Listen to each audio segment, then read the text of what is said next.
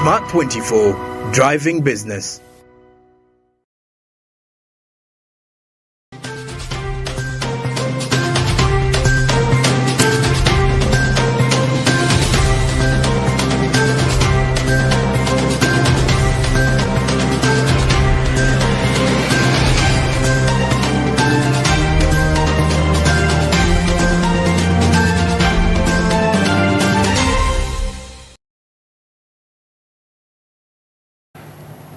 You're welcome to Business Today. You're still watching Business Today, and I'm Rona Nahabwe. Now, moving on to understanding Uganda's authorship and literature.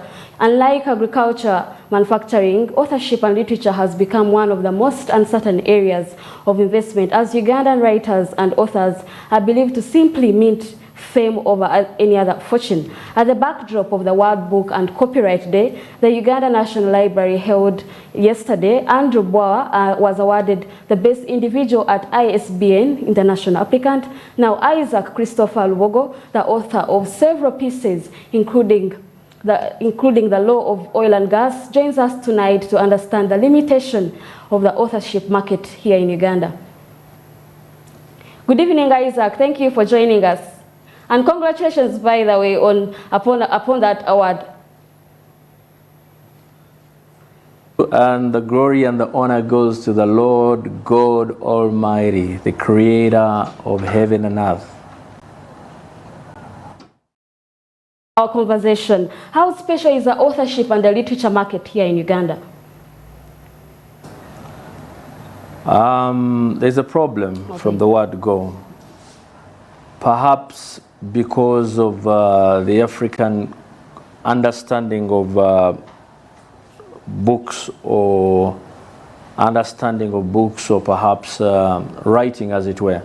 There is that old adage that keeps saying that if you have something you want to hide, you can hide it in a book, so that the black man will not be able to find it. But I come from that understanding of people like, I think, Alvin Slater, who said that the illiterate of the 21st century is going to be a person, not the one who cannot read or write, but one who cannot learn, unlearn, and relearn.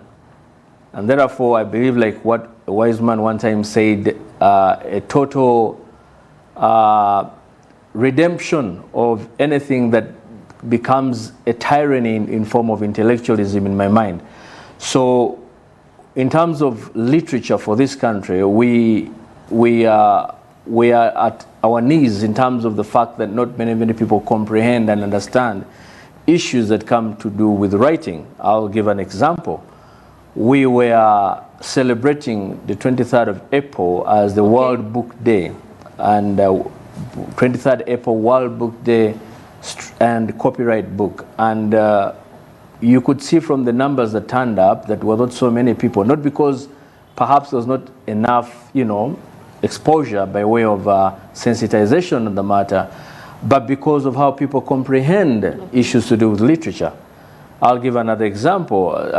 We have quite a number of libraries in this country, but how many people really take time to go to the library and read these books? There's a wise man who told me one time that going to the library is an issue that has to do with fools. And I asked myself, what do you mean by that? And they said it's fools because it's only the fools who go there because they want to learn something. So they don't know something. How does it compare with other established sectors like manufacturing, agriculture? How does this compare with those other sectors? 0.00%, I can argue. Because even in terms of research bureaus or research centers, the only celebrated center that we may have here is maybe CBR, the one that is Professor Mamdani, and maybe the one of Huripik, the one that's now headed by Dr. Kabumba, and maybe PILAC by Dr. Mbazira, and maybe there's this one of Center for Critical Thinking and Alternative Analysis, where I belong, the one of my brother Mahiri Barunyan, Professor Afonadula. So we don't have even so many when it comes to that. So it tells you exactly where we're coming from. I think it's something we better wake up as Africans, that we can only redeem ourselves if we embrace the culture of reading and writing. As the best, individual in legal depositor of the year, how does pieces like the Law of Oil and Gas how special are they to the country? Because I believe that is one of your books that you've written, and most people have read it, and there are really, really good suggestions about it. Absolutely. We are privileged to, as a sui generis team from where we come from, we're privileged to have written one of the groundbreaking books in oil and gas. And you realize that as sui generis, personally, I have written about 35 low groundbreaking books. Now, every book that we have written has been written because there has been a demand. There has been some kind of, hunger. The absence of these books. So the impact that these books have got on the ordinary people, on the, the day-to-day participants in terms of students and in terms of the citizens of this country is enormous. Every book that you will see, beginning from oil and gas, like you mentioned, are groundbreaking books. We ventured into it because we know Uganda has struck oil. And we don't want to go through things like the black curse or the resource curse, like they say, like countries like Nigeria have gone through, or even the Dutch disease that other countries have gone through. So we are mindful that the only way we can help our brothers and sisters to avoid the calamities that have been visited on by other countries is by writing books. And we put this information. Recently, the government opened up an institution, a university in Jinja, in Gaddafi, to do with forensics university.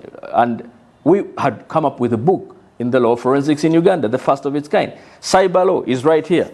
When you go to faculty of law schools right now, they're doing things in terms of land transactions. They're talking about Mugamba. We have a new book here in terms of land transactions. We'll talk about things to do with smart energies, smart cities, and then renewable energies. We got things to do with cryptocurrency. We got things to do with even this idea of homosexuality. All these books we have talked about. And these are groundbreaking books. Now, you will argue, like others have argued, that most of these books are not reviewed. But tell me what concept, what the idea of review. The idea of review is that take you to someone who is perhaps well conversant with that idea, and they can be able to, write and give, an explanation about it. But we don't have many people in these areas. You mentioned something about cryptocurrency, and I would like us to bring the attention to that. It seems to be a mystery for the most Ugandans here. How special is it? What prompted you to write that kind of literature? Absolutely. I said, again, these are groundbreaking books. The law of cryptocurrency and cryptography in Uganda is one book that we wrote last year. Particularly because we know that this is a new area, it's a novel area. Now, what people don't understand about cryptocurrency, that whether you like it or not, whether you pray about it or not, whether you fast about it or not, these are areas that are going to overtake you whether you like it or not. This is the future of tomorrow. Cryptocurrency is a digital currency. It operates on what is called blockchain technology, where they're talking about digitalization of money. It has advantages, it has disadvantages. Now, there are incredible countries today in the universe that actually proponent and have legalized the operation of cryptocurrencies. Countries like what? Like America, countries like Switzerland, countries like Estonia, Malta. I can go on and on. Japan, Singapore, and all these are doing well. The only problem with our case is because we have not regionalized the operation of cryptocurrency. We had a conference here in 2017, where people came and debated on issues to do with that. But we've also got a ministerial statement on cryptocurrency where they are saying it's a non-legal tender and it has its dangers. Yes, I agree.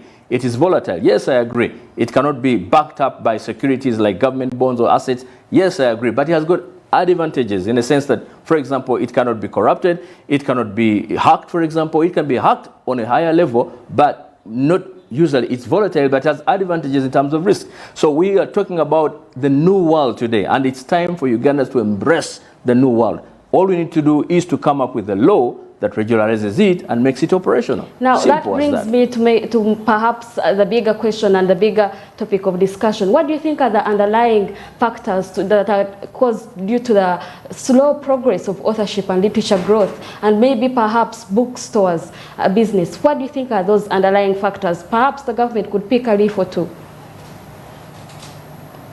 Biggest problem is many people write because they want to get money. That's the problem. I don't write because I want to get money. I write because I want to help my brother and sister. And let me tell you, yes, writing is extremely expensive. No doubt, writing is extremely expensive. And perhaps the only way government can come in is to, operationalize and give grants to people to write, and research centers, and give opportunities in terms of rewards so that people can venture into writing. But writing is a lonely journey. It's extremely lonely and it's extremely expensive. So not many people would want to go into it. It takes enormous time. It takes enormous academic, input. It takes enormous research. People have to go in deep. We don't speak, we don't sleep. We work 24/7, and that's why we are able to do the books that the Lord God has ever. We're right now priding ourselves with having been given the biggest book in jurisprudence, perhaps the biggest book in Uganda now. We're actually debating or making it perhaps enter the Guinness Book of Records as perhaps the biggest book in the world. I know the biggest book is about 7.48 square meters, but we have this book and it's in here now. I was talking to the director of National Library Uganda, the Honorable Adonia, who said that he has actually given a bet. If anybody can come up with a bigger book than this, then they're going to call us and give us another word in terms of creating the biggest book in jurisprudence. But anyway, we could go on and on, but feel free to ask any other question in terms of books. In terms of royalties and revenues and increasing, growth in the bookstore business, what do we need to know about copyright? Yes. About copyright? I didn't hear well, sir. Yes. Oh, copyright. Copyright, absolutely. There is no doubt. Copyright is extremely important. I mean, there is no one who can venture into the academia who doesn't know anything to do with issues to do with the protection of copyright. You see, the biggest problem we're having right now, we have a copyright law, which is quite, substantive in a way. The only problem is whether or not this law is able to catch up with the trend that is happening. Guess what?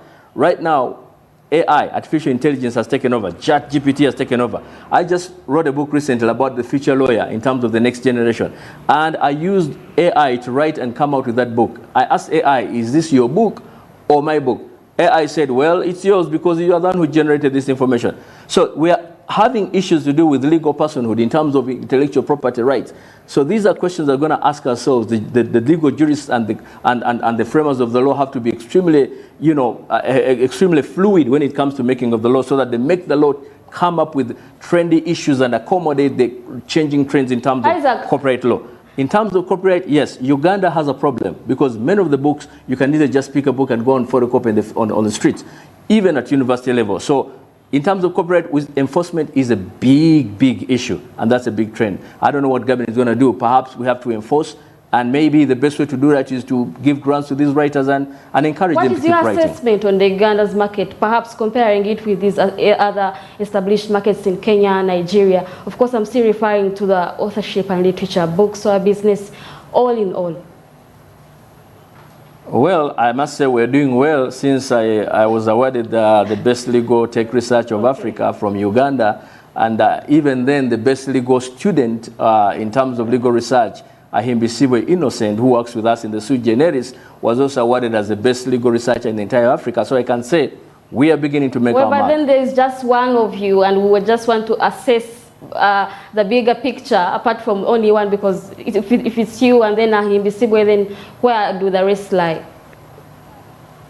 Well, that's a question of debate. Like I said, I can only speak from where I come from, but fundamentally, if you are asking me on the broader perspective, I think I'm impressed by some writers, especially from some substantive universities like Makerere University, people who have given themselves to the writing. But on the whole, perhaps we need to, embrace writing, but also encourage the publishing companies, because that's where the problem is. You want to do a book, you go to maybe Fountain Publishers, or you go to Marianum, or perhaps you go to Jesco. You're going to have a problem because sometimes it involves a lot of money. Even LexisNexis or Law Africa, most of the things they ask you a lot of money. So I don't know how we're going to do. Maybe the way to do again is to ask for subsidies from government for anybody who comes up with noble ideas that they can be helped to be able to write. So in terms of a national or international perspective, I don't think we're doing so well, because that's the challenge we have. Not many Ugandans are willing to put this money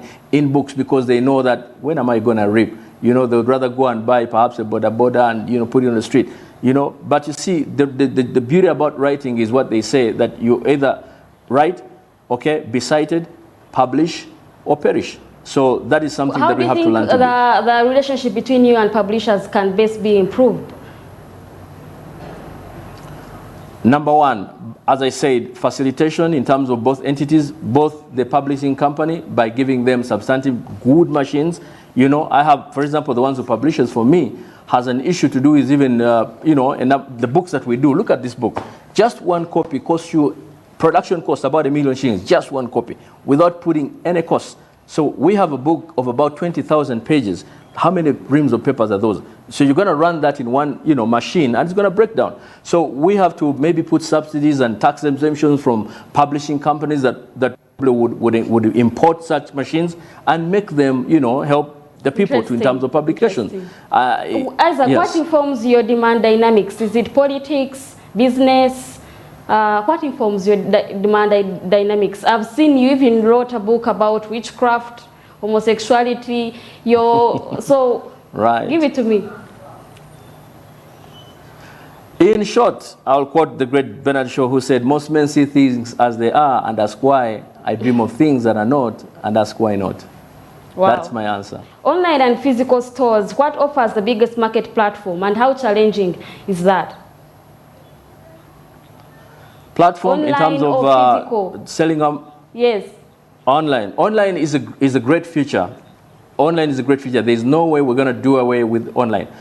I'll give an example. All my books, for example, are on major repositories of this country. Go to Makerere University repository, you find them. Nkumba University, UCU repository, IU, Nkozi, name it. We have them. So that even UMI and even American Congress Library purchases our books and takes them there.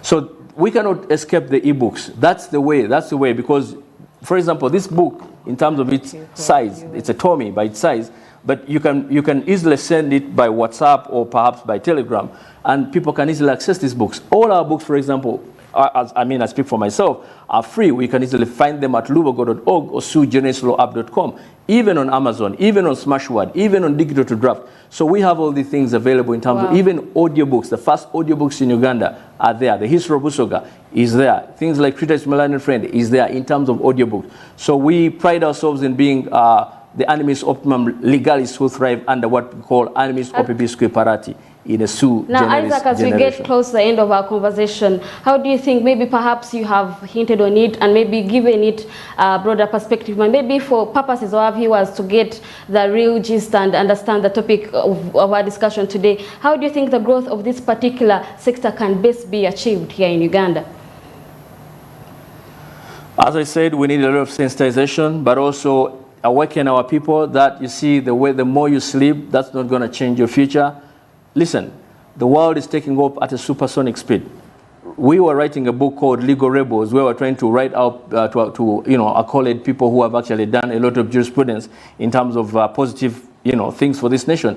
There are incredible people like John T. Mugamba, who wrote Land Transactions or the Principles of Land Law in Uganda. We couldn't find his image on the net. It means that history is going to be degenerated forever. So what is going to happen today is that the more you assert yourself in terms of using the latest technology, in terms of internet, in terms of Google, in terms of putting your books on Scribd, that's the only way you're going to assert yourself, and that's the only way you're going to preserve your history. History will remember us based on what we have collected. I'll give an example. We had a book called The History of Busoga. It had been listed as an endangered book on the internet. We came up, resurrected it, written by the great Y.K. Lubogo, my grandfather, the first black mayor of Jinja. We resurrected it and brought it back into resonance. It was the only one copy in Makerere University. Now you can just put in History of Busoga and it's on your fingertips anywhere. So the only survival we're going to do in terms of the future is to make sure that we put these materials on the net, put these materials in terms of accommodate, appreciate, understand that the world is changing and we've got to change with it. Interesting. Thank you so much, Isaac, for your input today in Business Today, and of course for allowing to speak to us, and congratulations again upon that award you won. Well, there you have it. Authorship in literature is quite a big venture and investment. You just heard him say that the publishers need about 1 million to publish. Now imagine if you're into the publishing sector or if you wrote. So there you have it, and I believe that people that watch might be able to pick a thing or two. Now moving on with Business Today. Let's now look at the business community in Kabale. The business community working along Wankosa Road in Kabale municipality have declared a delayed completion, of road construction works. These roads are being upgraded under the Uganda support to the Municipal Infrastructure Development Project. In May 2021, Multiplex Constructions Company was awarded 21.7 billion shillings contract to tarmac the 0.76 kilometers Wankosa Road, 0.34 kilometer Bushenkwire Road, and the 2.49 kilometer Shoroza Road. According to the businessmen along these roads, the contractor left the trenches that connect their workplaces to the road open for about 3 months, denying the customers access to support their businesses. Kakogoso continues by stating that the contractors recently dropped maram on this road and that consumers have been avoiding it due to the muddy conditions caused by open ditches, especially during this wet season, something that has made them incur losses. He also shows dissatisfaction with the government for keeping a deaf ear on such a matter when that business community is encountering huge losses. Ever since they started this work, all these roadworks, we are not earning. Our customers no longer come this end because every day it is muddy. Every day they just dig like this trench. They leave it here for 3 months. People cannot cross it. You look for the people who are in charge. You don't get any. We don't know what's happening. We don't know whether this company has a godfather, and their godfather is beyond the powers of this government. We don't know why government has failed even to intervene to save us from this company. Government should intervene and help, for we are making losses, and yet they are the same people that will come collecting taxes when we aren't earning anything. Sentaro Byamujisha, the mayor Kabale municipality, says that they've been facing challenges ever since that construction work on this road began. They call upon the government to consider compensating for their losses rather than always taxing them. Of course, the business community, you have passed via the college, that is Bushenkwire Road. You see that the whole ground was excavated, and once it rains, then the whole place floods.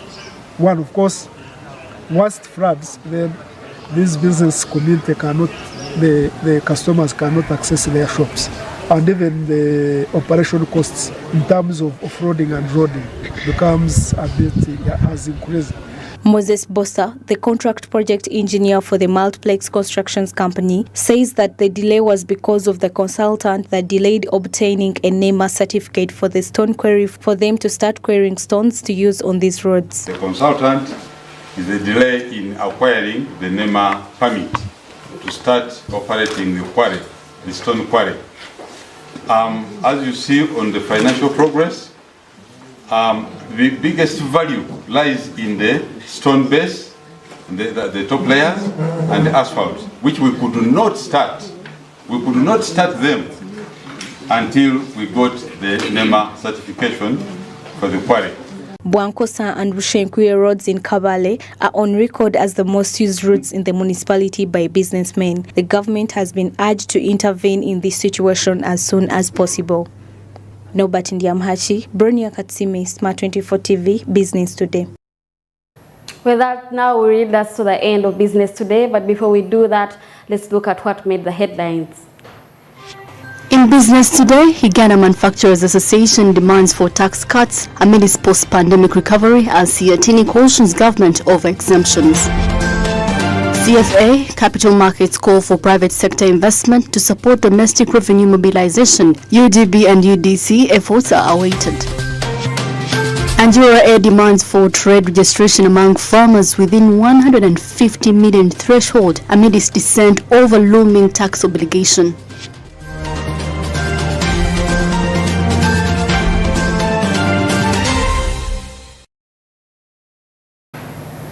Thank you so much for the pleasure of your company. I'm Rona Nahabwe with Winnie Wiyinza Nakawuch and the sign language interpretation. If you missed any of these reports, you could watch on our YouTube channel at Smart 24 TV Live and follow us on our social media platforms, Twitter, Facebook, and the like.